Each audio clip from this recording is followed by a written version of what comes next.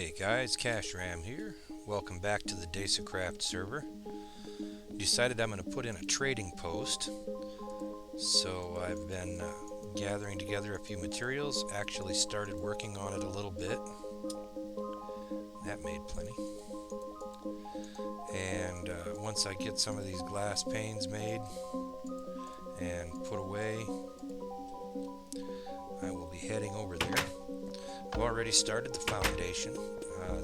The trading post itself is going to be a 17 by 17 building. And there's going to be a villager breeding station located right next to it as well. So a person will be able to summon a villager and make trades. And it's got to be way over there because it's got to be more than 100 blocks away from this village where I live. So, to speed things along a little bit, let's do some Ender Pearl magic.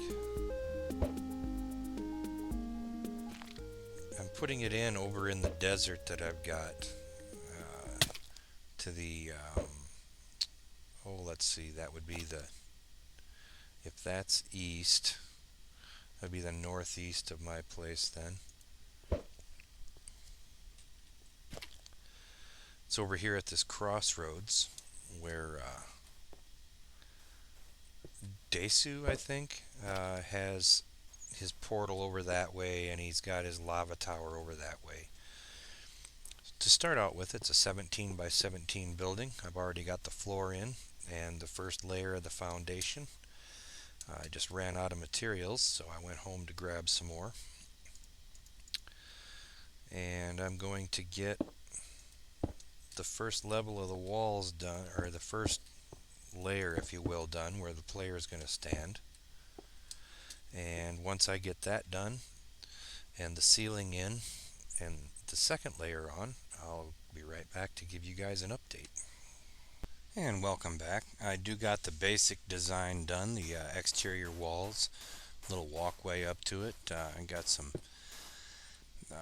pine wood, whatever they're called, fir, I don't know, I can't remember what they call them, upside down stairs, smooth sandstone, and up there I've got smooth stone slabs.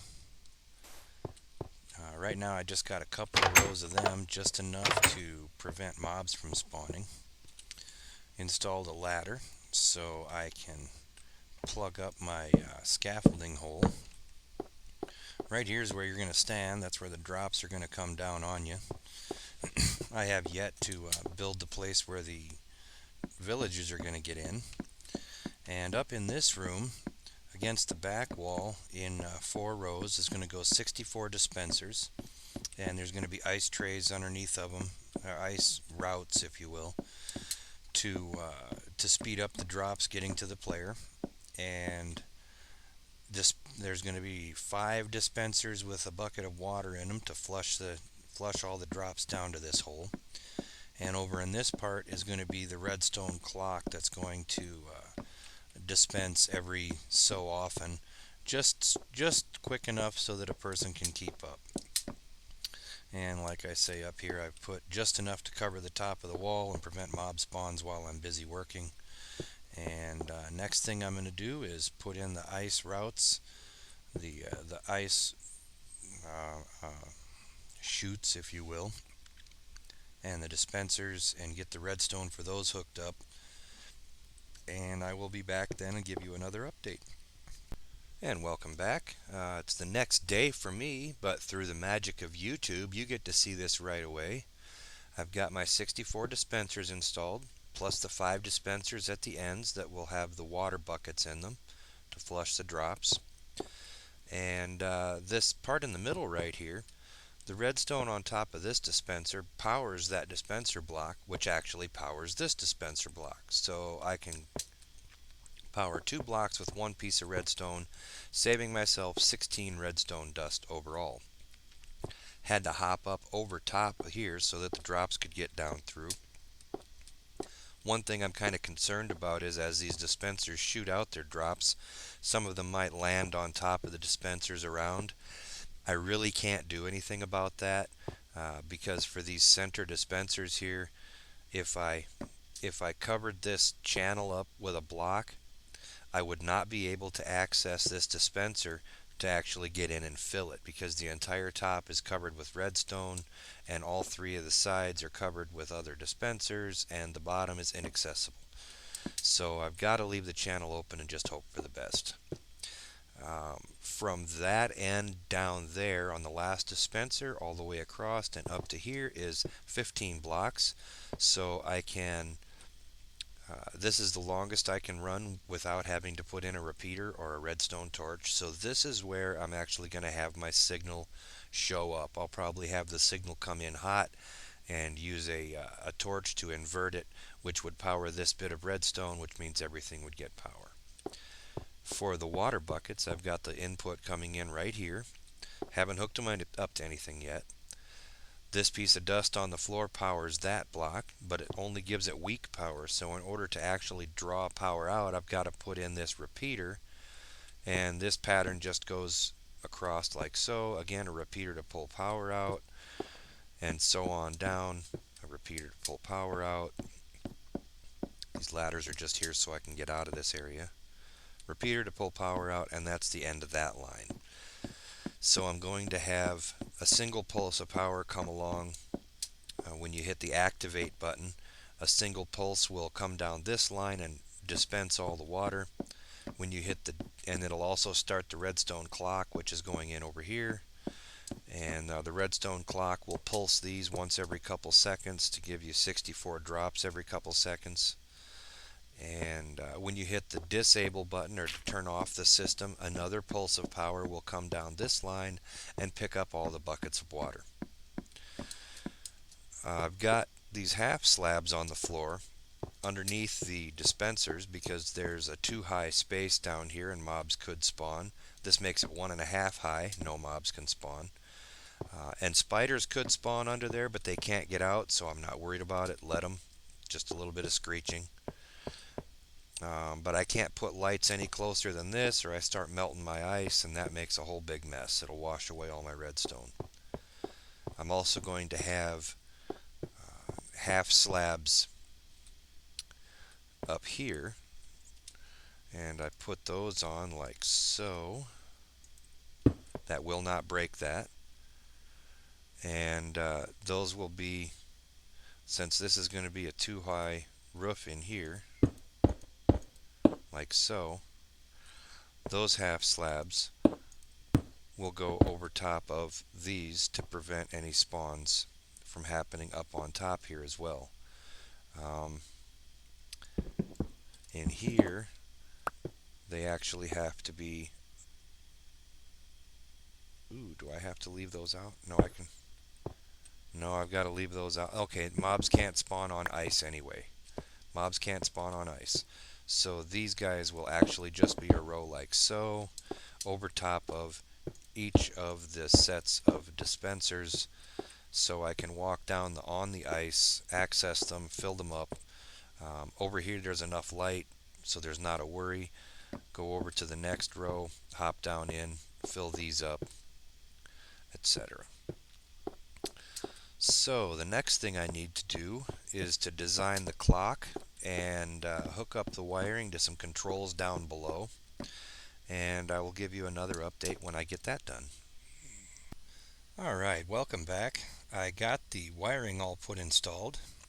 Missing a few key pieces of redstone, one right there and one right here, just for now, just so I can show you guys what's going on so that I don't have dispensers clicking and water flowing and all that nonsense. The signal comes up from below on this green column of torches and blocks here, and this control I put in for temporary so that I could operate it from up here and show you what's going on with it. Let's tower back up, and when the signal comes up, that's what this switch is going to do. The first thing it does is it tracks along this purple and it goes over there and it pushes that piston out, and that piston starts the clock. It doesn't start the clock, it allows the clock to continue. It also goes over here to this green circuit, which is a pulse generator, so that it just gets one brief pulse of energy come through here to the yellow, and that yellow carries it over and starts the clock down at that end off of a torch. The yellow also starts this timer delay, which approximately 5 seconds later will start the water flowing. Don't need to have a delay at the beginning, but it was so much easier to use the same circuit to turn the water on and off that I'm going to put up with the 5-second delay for the water to start flowing. The reason I need that delay is the very last dispenser way over there, I timed it by throwing stuff in the water, and it takes approximately 5 seconds for that item to make it over and down and get to the end and fall through.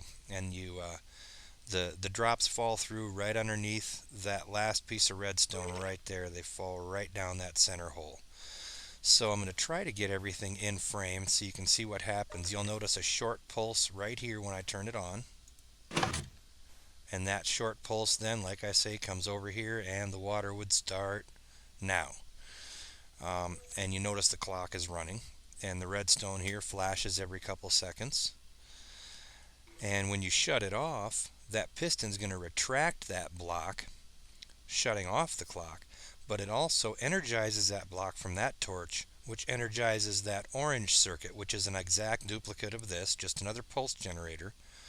And that orange pulse then will generate a pulse in this yellow line, which the only thing it's connected to, it'll also make another pulse in the clock, but it gets ignored because this block has been moved.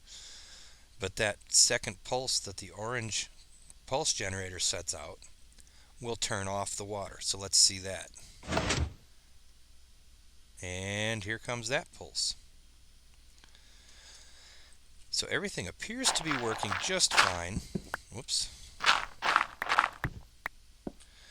I got some half slabs here, like I said, to keep mobs from spawning, and I'm going to probably be overloading this up here with torches. I just don't want any mobs. So again, the signal comes up here, hits this piston pushes forward, and it completes this circuit just like this. Well, I don't have another example of it, but you can put a block in the way, and this repeater then will be pushing signal into that block, which will energize that, sending the signal up and also sending the signal back through the clock again. This is isolated because it's all by repeaters. Here's the activator, and it comes from over here. I had to invert this signal. Here's that second pulse generator. You notice the piston is retracted, which energizes that, and it sent a pulse up here, and that's how that worked. Let's see, I'll take that block off.